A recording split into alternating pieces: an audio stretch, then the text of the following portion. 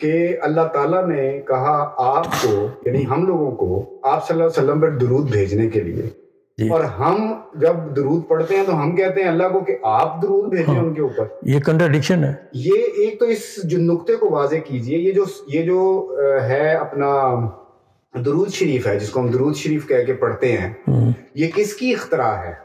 کیا یہ قرآن پاک میں ہے؟ یہ اللہ تعالیٰ نے فرمایا ہے؟ اگر تو انہوں نے فرمایا تو پھر تو اس کی لاجک کچھ نہ کچھ ہوگی.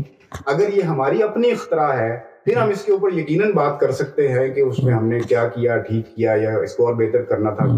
ہاں یہی بات ہے کہ قرآن میں کبھی اس کا اس طرح تفصیلی ذکر نہیں ہوا کہ آل ابراہیم پر درود بھیجیں یا آل محمد پہ. قرآن تو بس اتنا کہتا ہے کہ حضور صلی اللہ علیہ وسلم پر درود بھیجیں. ٹھیک ہے، یہ ایک نقطہ تو واضح ہے. بعد میں یہ جو چیزیں ہیں جیسے التحیات للہ والصلوات، یہ بعد میں ایڈ کی گئی ہیں علماء نے اپنے طور پہ، فقہا نے. مثلا یہ التحیات للہ، یہ واقعہ معراج سے انہوں نے ایکسٹریکٹ کیا کہ وہاں اللہ تعالیٰ اور حضور صلی اللہ علیہ وسلم ہم کلام ہوئے. تو اس میں بھی الصلاۃ والسلام علیک یا رسول اللہ کے حساب سے وہ بھی حضور صلی اللہ علیہ وسلم کے لیے. پھر آگے مسلمین کا پھر ہم نے ایڈ کر لیا. وہ ایک ڈائیلاگ کی صورت میں ہے اللہ اور پیغمبر کے درمیان. پھر مسلمان اپنی دعا کیا کرتے ہیں، وہ 3 لیول پہ بات ہے. وہ بھی ایک قابل جو ہے وہ یعنی کہ تنقید بھی ہو سکتا ہے یا قابل غور ہو سکتا ہے کہ ان میں کتنی چیزیں جو ہیں وہ ہم نے برکت کے طور پہ شامل کی ہیں، کتنی لازم ہیں. تو یہ اجتہادی مسئلہ ہے، اس کو زیر غور لیا جا سکتا ہے. بیس صرف یہی ہے کہ حضور صلی اللہ علیہ وسلم پہ درود بھیجیں، اور ہم نے بھیجنا ہے. اب اللہ کہہ رہا ہے درود بھیجیں، ہم کہتے ہیں نہیں اللہ تعالیٰ آپ درود بھیجیں. یہ تو مذاق ہے.